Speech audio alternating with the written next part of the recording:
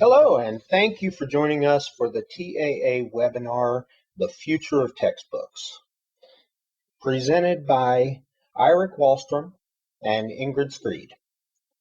Eirik Wahlstrøm is the CEO and co-founder of Ludenso. He is a visionary doer, now working to make education more inclusive and creative by disrupting the publishing industry. Ingrid Skrede is the CMO of Ludenso.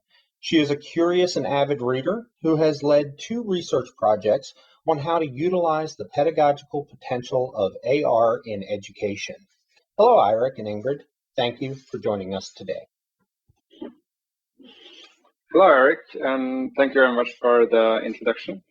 We are very happy to be here today, and thank you all for coming and listening into our thoughts on the future of textbooks and how we believe that merging the physical and digital world will play a crucial part of how we can make all of these textbooks that many of us love more relevant in the years to come as well. So I'm Eirik Wahlstrøm, and I co-founded 2 XR startups, and I'm very excited to share more about what we think is the future of textbooks now in the coming talk. Ingrid, do you want to say a few words about yourself as well? Yeah, sure. So I'm Ingrid, and I'm the co-founder and CMO of Ludenso, and I've also worked with Eirik at a previous XR startup as well. And before that, I had the pleasure of going to the States and actually pursuing academics there. So I've been to UCSB and Boston University, and I wrote my master's thesis on entrepreneurship at Babson College. So I have a very high regard for the education system in the States and the pedagogical quality there. And I'm really excited to share this AR technologies with you today. It's something I see spark a lot of engagement in the class, and I hope you'll be engaged too. So Eirik, maybe you want to dive right in? Yeah. And just a little note, as you might have seen in the invitation to this webinar, we were also supposed to have our 3rd co-founder, Harald Mannheim, with us today. But fortunately for him, he just got a kid and became a dad this weekend. So unfortunately, he's not able to attend, but we'll cover his topics. Other than that, I just wanted to mention that we're very happy and lucky to have Johan Brand and Jamie Brooker, the co-founders of Kahoot, which I guess many of you know, on board as investors in Ludenso. But let's get to it. And just to start, during this webinar, you'll be able to get a live demo of how AR-enriched textbooks can actually look like. In order to do so, you will need to download an app. This is, of course, totally voluntarily, and you can also choose to do this later by watching the recordings. But if you want to get a live demo of AR technology during this webinar, simply take up your phone, scan this QR code through the screen, and then download the app from either iOS or Android. The QR code will take you to a link where you can download either the Android version or the iOS version. So for today's agenda, I'm going to start off telling you a little bit about what augmented reality really is and why it will be relevant for you as textbook authors and editors and teachers to consider using it as a part of your daily routines. Then we'll go into a live demo where you get to try out this technology yourself before Ingrid will talk more about how this technology has been used in Norwegian classrooms with one of the major Norwegian publishers out there, Aschehoug. After that, Ingrid will touch more upon what is the pedagogical research and science behind showing that 3D and AR has a positive effect for learning in the classroom, before we'll go into some very nice visual demos of how you can actually start using this technology yourself. And I'm also very excited to have question and answers at the end of this presentation. So feel free to send in your questions during the entirety of this presentation, and we'll answer those at the end. So let's get to it. This is basically what education can look like in the future. I think that's very, very exciting, and it's also a great example of AR. However, we're not there quite yet. We're more at this level. If you know what this is Pokemon Go. And what is intriguing about this is that it was downloaded over 1 billion times globally. So AR is not something that is just being experimented with here and there. It's something that has a massive global, it's been used on a massive global scale as of today. Another example of more advanced AR is Microsoft's HoloLens, where you use very advanced headsets to engage with the digital world in a totally new way. But what we'll be focused on in this webinar is more how AR can be used to bring physical books to life. So a very simple version of showcasing different AR versions in books is 3D models, where you can understand hard-to-grasp concepts by more immersive media. It is videos, which for those of you who have seen Harry Potter, can make the videos come to life easily and connect the digital world with the physical. And it's also just uplinking of digital content. So if a student wants to read more about the heart, they can click on this read more icon, and then they will get directly access to an in-depth article on the publisher's website. So basically, AR and image recognition tracking can turn any page whatsoever into a QR code without having the need of having QR codes in the books. And the question to why you should want to consider doing something with augmented reality is an understatement, because I think that every company needs to consider having an augmented reality strategy. And that's not something I can take credit for finding out. That's something that Harvard Business Review wrote about back in 2017. And if we look at how this will develop further, we are now using our mobile phones mainly as the AR device of today, but it will be pretty much practical when we can get glasses that does this in a much more seamless way. And we are quite sure that the AR glasses that are now under development by Apple, Google, Microsoft, and so forth will more or less become the standard device of the 2030s. Probably couple up with your smartphone. And we also see some of the giants investing massive amounts in AR technology and VR technology today.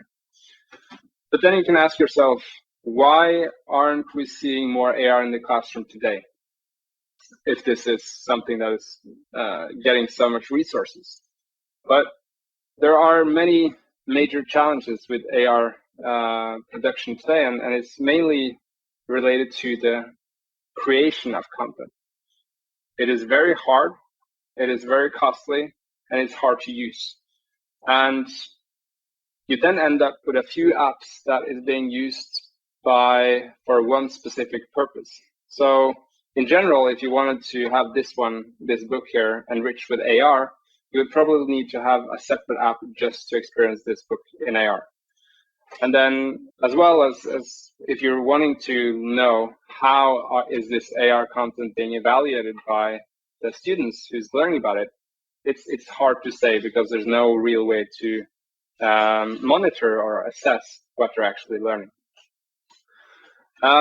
We are trying to solve this issue by creating a studio which lets textbook authors and editors such as yourself to easily and in minutes start enriching physical textbooks with AR technology, coupling together the physical book, which is great, tactile, and a great reference from going through the curriculum from A to Z, with the digital counterparts, which is now necessary to go more into depth of the more advanced research.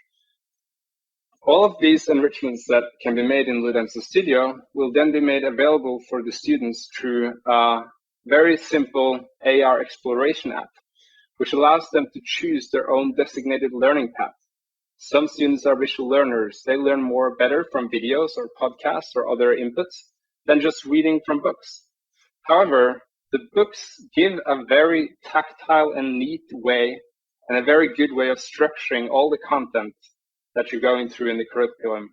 And I'm not sure with all of you, but I expect that many of you still love and want to use the physical textbooks in the years to come as well. And a recent study also showed that as much as 72% of all readers prefer using textbooks in contrast to ebooks. And another interesting research while we're at this is that in the last 2 years after the pandemic broke out, the sale of physical books actually outperformed ebooks in the past 2 years. And I find that pretty interesting. Maybe we've been a bit fed up about watching these screens all day. But that was a bit of a tangent for what I was going through right now. But anyways, in the Ludenso Explore app, you can explore millions of AR enrichments that makes your physical books come to life. And I think it's not either or.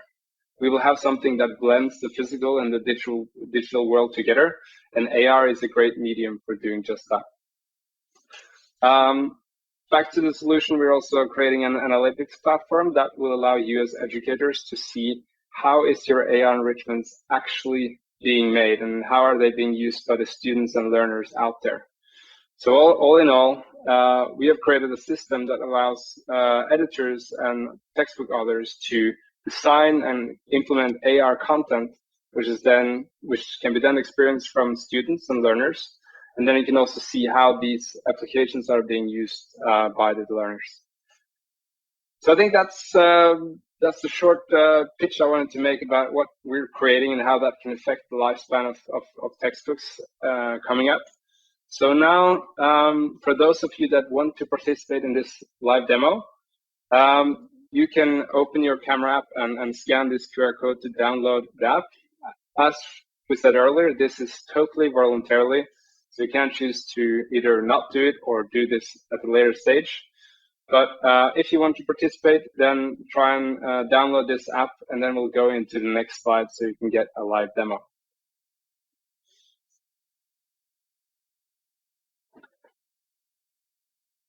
All right, for those of you that downloaded this earlier or is now into the app, you can do as Ingrid is showing on the screen. When you're in the camera view, you can simply just point your camera towards the main screen. And by doing so, a video should now start to appear on your screen, making this presentation come to life in a new way. Now we're doing this on a digital screen, but of course this is even more powerful when you're connecting the multimedia content of videos in an actual physical textbooks and not on a two-dimensional screen. These videos can also be made in full screen, and you can add the sound and so forth. And it's a very engaging way for the students to experience the learning content in a slightly new way. In the next example, the second last example that you'll get for the day, you will see some very familiar virus and a bacteria come to life and popping out of the screen. And this lets the students, in a very immersive way, get more into the details of how these structures are actually looking, not just on the surface and on the 2D screen, but actually going into depth of how they're built up. And the last 3D model we want to show you today is of the beating human heart. You can also try to rotate or make the heart bigger or smaller by using 2 fingers to make it to pinch and drop. You can also rotate it by using 2 fingers like this. In addition, on this heart is also an interactive model. So you see a little button on the bottom of your phone, and if you do that, you can actually dissect the heart, seeing the inside of it, which is a neat feature that really gets the students engaged.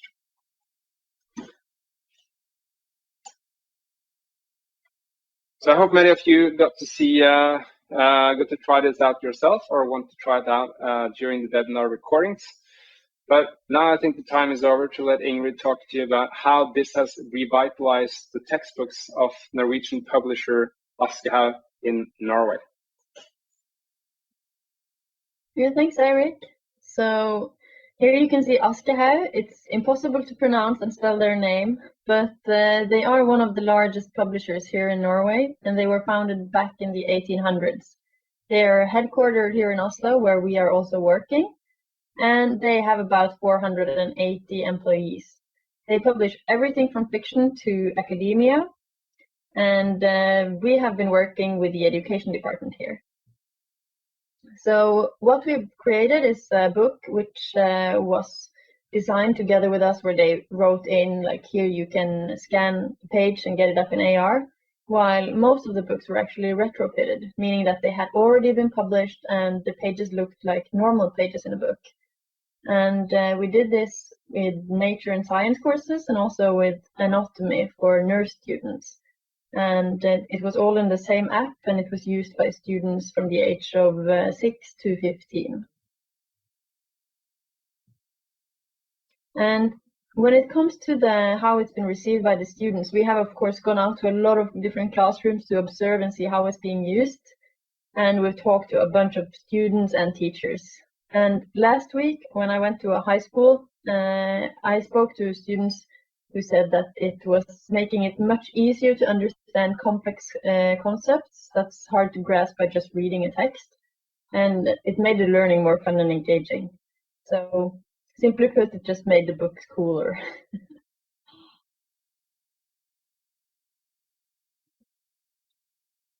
So after speaking with teachers, oh, sorry. Can you go back one slide, Eirik? Thank you, sorry. So after speaking with teachers, we've seen a pattern in their feedback, and it's been that they have used the technology to include more students, and it made it easier for the students to choose their own preferred learning path, as Eirik mentioned, because now those who are already good at language, they can read the text and understand it, while others who prefer podcasts or videos or simply 3D models can interact with that, but they all get to do it together with the same book and in the same context. And we've also added language support to some of these books, which has been really good to include more of the minority students so that they could easier understand concepts that are a bit harder when you don't have the language. And I do think that the most important feedback we've gotten so far has been that teachers keep saying that this is a better way to have weaker students included. And we don't really see them as weak students, but it's more like they are visual learners. So it's not always that easy for them to grasp the concepts by just reading. So I think this really helps students to find a new approach to learning. And when we were with Aschehoug at the webinar they held for a bunch of teachers, not only their customers, but also other teachers, they asked if they were more inclined to buy a book if it had AR in it. And fortunately for us, they said yes. So 96% of the teachers joining the webinar were more inclined to buy an AR book.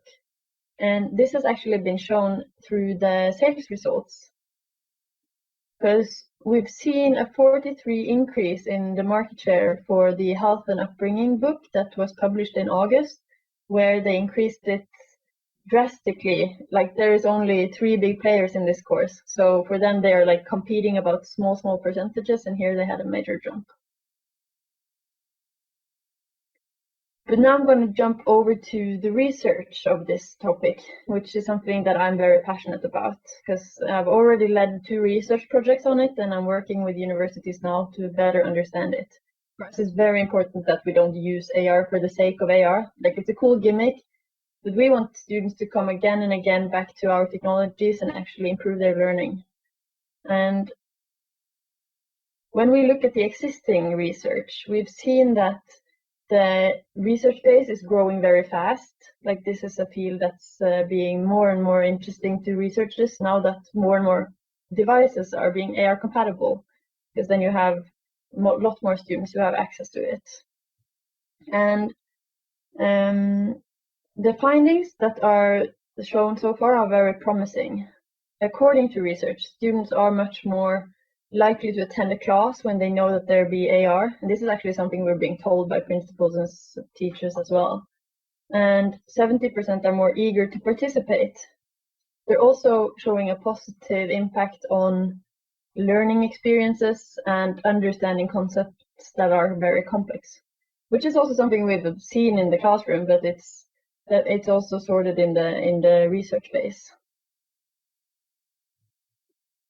When it comes to the research we've done in Ludenso, we have been working with 3 master students and 4 bachelor students and conducted 2 research projects. So they have been with leading Nordic universities, the University of Oslo and the University of Stavanger. And we have interviewed more than 150 students and 10 teachers and used everything from in-depth interviews to observations and also using literature reviews to end up at the conclusions of the reports. And the result is, it's one closed report that's only available to us. And then there's the one from University of Stavanger, which is available in Norwegian. But then to make this available to you, we have written a white paper, which is, instead of more than 100 pages long, about 10-15, and in English. So if anyone is interested in these findings, then I'd be happy to share that after if you reach out. And we've also gathered the 4 most important findings for you here. So here they come. And the research was, as mentioned, focused on students and teachers and not on authors and editors, but I thought it would be good to take a step back and just look at what do these findings mean for you. And to put it short, don't use AR for the sake of AR. It can be disturbing, and it's putting away the focus on the concepts the students are supposed to learn about. But when you can utilize it in a way that makes it easier to grasp concepts that are visually much easier to understand, then of course it's a very good way of making information available. Like when you have a heart, or if you have like a solar system, or you have molecules reacting, like there's an unlimited amount of possibilities here, but it has to be used with a purpose. And so you can also use it to spark curiosity or drive engagement. We see that when you introduce a book like this, all the students go through the book and just want to scan each page and see if there's anything there. And so it's also a good way to just create some excitement about what everyone's about to learn. When it comes to the practical advice we have for teachers, which is what we found as the major findings from our research, was that when using AR, you should ask critical questions. The students are very good at just diving in, but if you are good as a teacher at just asking those extra questions, like what are you watching now, what does this mean, how does this relate to what we just talked about or that you just read, then that helps the student learn more.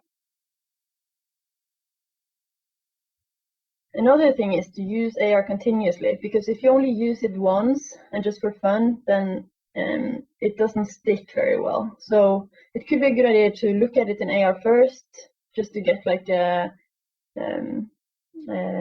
place to put the information, and then you can read about it and come back to the AR model, and then you'll be like, oh, this is how it all comes together.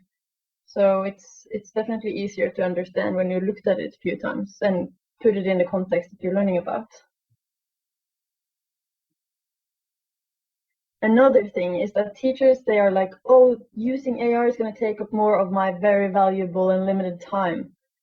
And we're like, yes, it's going to take time, but it's going to take from the same amount of time you already use, because it's going to solve your existing curricular goals. So it's not something additional they need to do to simply increase digital skills. Like this is something they can use to make their students learn more about what they're already supposed to learn about.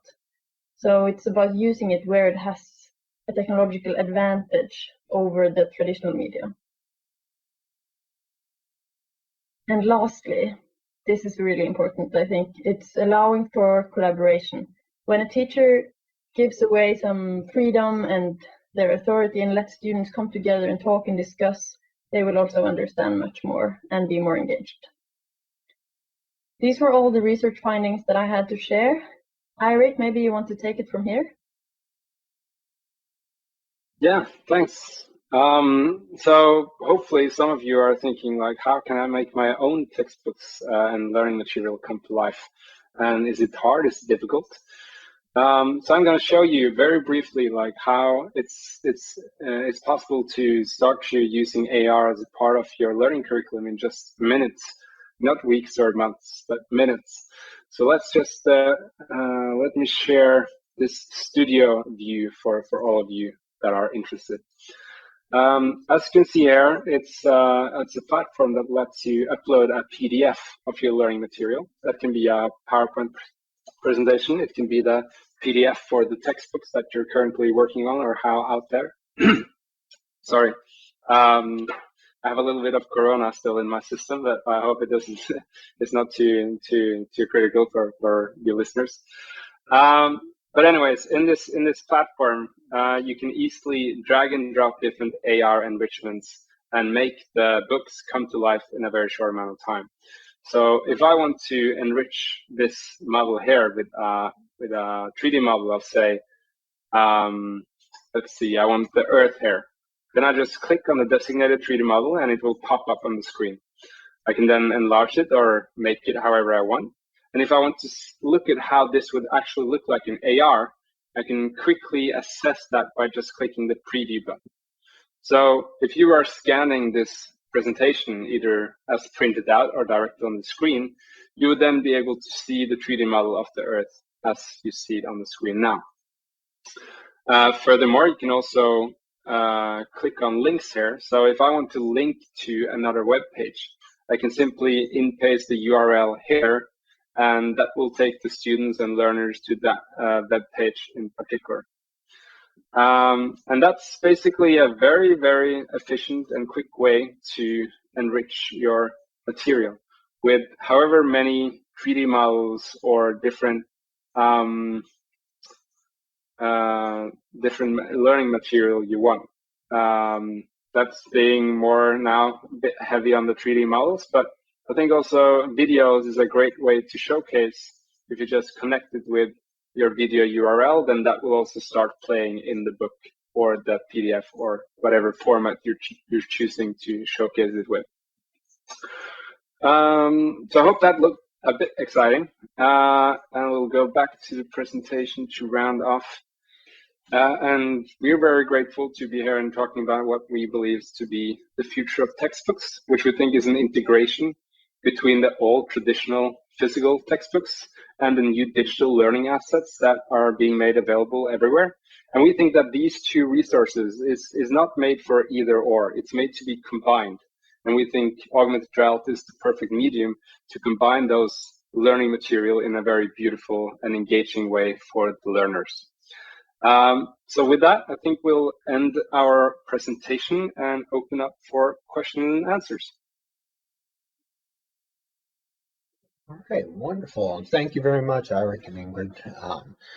Very interesting information there. And we do have a couple questions that have been coming in, and anyone else that does have questions, please feel free to enter them into the questions panel on your GoToWebinar control panel area. But the first one we've got is, can you give us an idea of the cost of Ludenso Explore?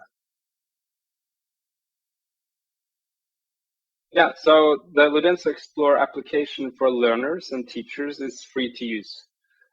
We are usually charging the publishers who are distributing the content a price based on how many books they are publishing and so forth. Okay. Who develops the AR videos? So the AR videos, or the normal videos, if you tried out the technology earlier, that's actually more an uplinking of the existing educational material that the publisher already have. So let's say Aschehoug, for example, which we've been working closely with, they have hundreds of great educational videos on their digital learning site. However, teachers often requested videos and learning assets that they already had, but that they were unaware of where existed. So in this case, what we did was that we connected those video assets with their physical books, such that you can focus on one medium, but getting the benefits of multimedia content, such as videos, directly through the textbooks. So in short, the publishers are usually the ones that are owning the video content that is then being made available through image recognition by scanning the different physical textbooks, and then the videos comes to life as shown in this webinar. In the future, we also want to partner up with open educational resource actors such as Khan Academy and others, so that it will be easier for independent authors and editors to also include this as a part of the learning experience. Excellent. So this next one is a little bit longer, so bear with me as I read it. But to be convinced to try AR in my discipline, I would want to see controlled studies of efficacy. Student and teacher enthusiasm aren't enough to sell me. I'd want to see studies setting specific learning objectives for a course or module, having one group of students study the module with AR and another group without, testing them in a quantifiable way on achievement of the same standard learning objectives, and testing statistical significance of difference between the groups. Preferably, this would be done repeatedly to control for teacher differences and other variables, and test it for different disciplines, which may vary in usefulness and efficacy of AR augmented textbooks. Are such data available or such studies anticipated? Well, the answer to that is yes and yes. And I'm just saying here, I also want more of this. The most recent studies I've seen have been on like design courses and mathematics. It's been on like grasping the English word here. Well, so in mathematics, when you have different graphs or when you have different volumetric shapes, it can be hard to grasp just from looking at drawings. And so they used AR with some of the students and not with the others. And then they looked at how fast they could solve tasks after. And then based on that, they saw that the students who had got the chance to use AR first, they solved the tasks faster. But I can try and send if you send me an email, the person who wrote that, and then I will find the source for that. And we are actually going to do a small-scale study on this ourselves. We have master's students working on it right now. It's in smaller number, of course, but hopefully this will lay the foundation for a bigger research project where we can go in and really look at those hard facts and the numbers. We're both engineers, so we love the numbers. But yeah. Wonderful, wonderful. I have a question. Can you create links within a textbook as well as to external URLs? So I guess, perhaps to a different chapter or another area within the book is how I read that. Well, that's a fun question. If you're using a physical textbook, you'll just be like, I'm just going to show you here as best as I can. Sorry to those listening after. I'm just going to scan a page here, and then it's going to tell me like the next AR enrichment or video or podcast is going to be in 2 pages from here. And then I have to swap the page and scan this page. And so if I want to go between pages physically, I would just have to turn the pages. But if it was an ebook, then you could, I guess, link it up somehow. We haven't done that yet, so it's something I haven't experimented with. Do you have anything to add to that, Eirik? I'm not sure if I understood the question correctly, but if the question is if you can scan a page and then jump digitally to another chapter in another book, for example, that's fully possible. So, but I'm not sure if I understood it correctly. Yeah, the question simply reads, can you create links within a textbook as well as to external URLs? So this might be a follow-up or to see an illustration from another section. So, I guess if information is maybe somewhere else in that same book, could you connect this concept here to a different place in the book? In short, you can connect it to any type of information that you want to visualize. If that's a picture or a video or to just a chapter, another place in the book. But I think for most, if you're reading the textbook and have the physical textbook with you, then the easiest is, as Ingrid said, to just actually turn over to the chapter in question for physical books. Do you have suggestions for using AR in broader topics, say statistics? That's a cool question. I think that you can, of course, visualize data points, but here I would say that the most useful would be to link it up to the digital resources available already. Like Eirik mentioned, you have like all these Khan Academy videos that makes it easier to understand. I remember for engineering, a lot of students were using the textbook as a framework, but then we go straight online and look for other videos made by other students and such. Or to just have, like if you have a podcast or if you have any other digital resource that can make it easier to sort of triangulate the information, then I would link it up to those resources. Yeah, I think 3D models is just one of many ways of representing the different learning outcomes. And it can be very powerful for some subjects, such as geography, anatomy, nature and science, physics, and so forth. But I think an equally big value adder for subjects such as statistics is uplinking with video content and podcasts and also in-depth articles and questionnaires and so forth, giving the students a very seamless access to the digital resources that can be very beneficial, not necessarily just the 3D models themselves, as Ingrid is saying. Okay. This is a technical question related to the actual use of the app. So when I moved the screen, the Ludenso links disappeared. Is there a way to lock it on the screen so I can move around while using it? That is currently work in progress and should be available from April. So yes, that's a great idea, we think, and we're working on it. Okay. We've got several questions that deal with the library of assets. So let me, you've touched on this in terms of the publishers creating, but let me maybe try to put a few of these back to back for you and see if you collectively answer. So we've got, how many assets have you developed and in what fields do they focus? Is there a shared library of assets? And is there licensing to use in our own apps, or do we have to use the Ludenso app to do so? And are the 3D models meant to be owned by the publishers? So that was a lot of questions. I might have to ask you to repeat some of them again, but to try and answer those I remember. The assets works in the way that we have a growing library of 3D models that we are utilizing, and that is free to use for the publishers that are working with us to enrich their textbooks. If the publisher wants a 3D model that is not available of our library, then they can request that 3D model from either one of the 3D model libraries that exist out there. The same way you have stocky images and Getty images for 2D pictures, there's actually also 3D model databases such as Sketchfab, Unity Asset Store, CG Trader, and others that provides millions of different 3D models that can be used for applications such as this.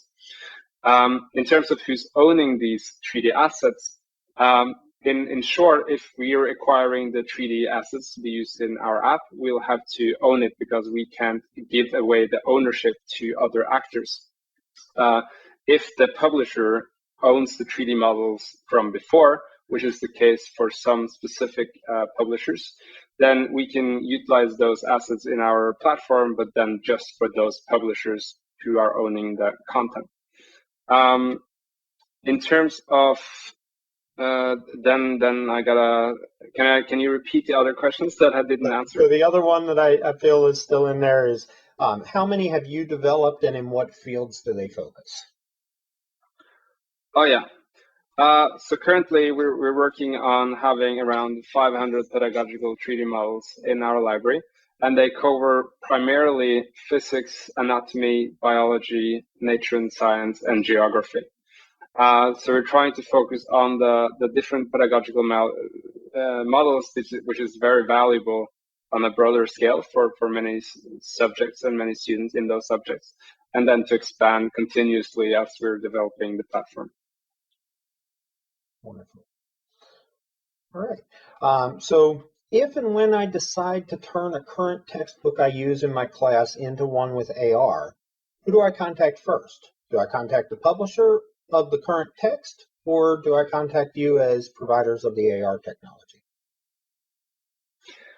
Right now, I would say you would contact us, and we'll let you try and enrich your own textbooks for free with us. And if you think that's interesting, then we would be more than happy to help see if the publisher wants to do this in a joint collaboration between the three of us. Do you have any examples of using AR in the social sciences and humanities? Ingrid? Yeah, we're actually expanding to psychology this year, so that's very exciting. And we're using it with the health and upbringing course that I mentioned. And this is a very broad course to prepare not only nurses, but a lot of different study directions that go into caretaking. And so they're using it for everything ranging from anatomy, but also just understanding different social layers and how that influences health, and also how to take care of elderly or to design a society that's more inclusive. It's a book that's very broad because it's an introduction book, and they are using 3D models for the anatomy part, but then they're using podcasts, language support. They have links to writing assignments and quizzes, and they have lots and lots of videos on those pages that makes it easier to understand these concepts in 1 to 5 minutes than from just reading it. And so I'm looking forward to trying it out in psychology as well. Great.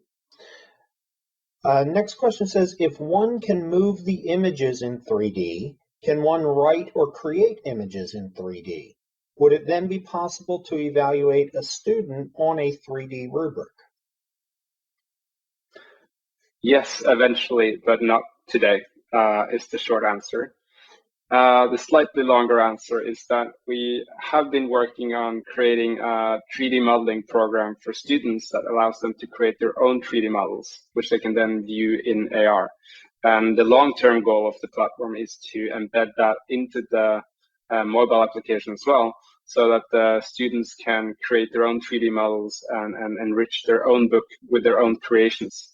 But that is a couple of years into the future, but we think that's a very, very exciting road to go down eventually. Any experience with programming or computer science?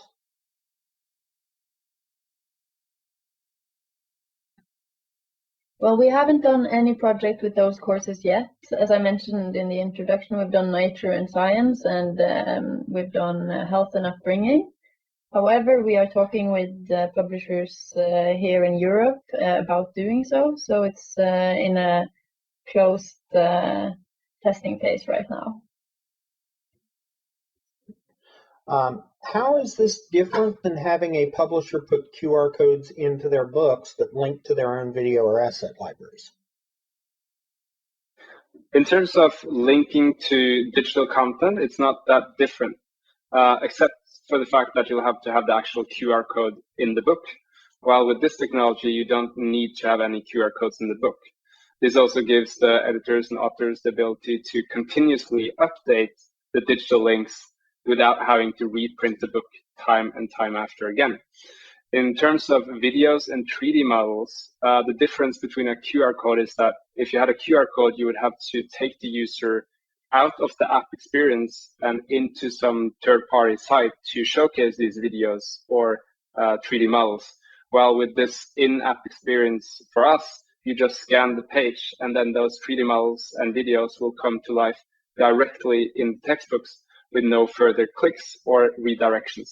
And that's a really powerful thing for students who are used to the Snapchat and TikTok functionality and wants to see everything where they are when they are there.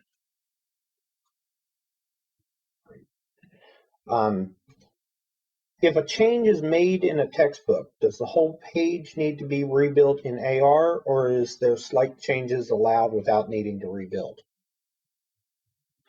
There's slight changes allowed to be made without having to rebuild, but if entire paragraphs or pictures are being changed, then the same way you would update the edition of the book, then it will have to be a different edition in the publication platform. So for example, you have edition 1, which will trigger these enrichments, and then in edition 4, for example, then a different set of enrichments and links will be triggered. And this way, the students who got the first edition won't lose the content they already have. So I actually have a follow-up question to that personally. If I were to use the same figure from edition 1 to edition 2 of a textbook, and that were what was triggering the AR, would it be able to recognize the difference between editions to trigger different responses? So when you go into the app, you're going to choose which book you want to use. And so you'll only be working within the space of that single book. So the app won't be confused with different books or editions. Okay. But it is a good question, and we are working on ways to make the production process of merging from one edition to the next version, if there are substantial changes, easier. But if there's no substantial changes, then it will work. Then the same book experience will work on first edition and second edition. Another question following up on the 3D models, is there a way for us to preview the bank of models available? Not without getting access to the platform in itself, unfortunately. So if you want to have a 5-minute chat instead of a longer chat with us, that's fine, and we can have that walkthrough with you. But if you just want to search what's available of 3D models online, I would highly recommend you to check out Sketchfab. Maybe you can write that in an email after the meeting. But Sketchfab, Unity Asset Store, CG Trader, and TurboSquid are all great 3D model libraries where you can find thousands of 3D models to preview. And coming down to the end of the list I've got, but a lot of great questions today. So has it been used for foreign language learning courses? No, so it's only been used for 2 different courses, but it's been used for the user group that's being described here. So it's with this book here that I was just showing you guys, it's a lot of hard words to understand. Like that's very about anatomy and those type of concepts. And when you scan the book as a minority student, you can access, I think we have 8 different languages now that's been added by the publisher, so that these students can go in and actually find the key words and concepts in their own language. So it's definitely something we are experimenting with in terms of making it easier for people with different languages to get access to the same information with just one book. And be happy to discuss other tests and demos with that type of mindset. Otherwise, I do want to thank you both, Eirik and Ingrid, for sharing your expertise with us today. Thank you again for sharing your expertise with us, and thank you all for participating in today's presentation.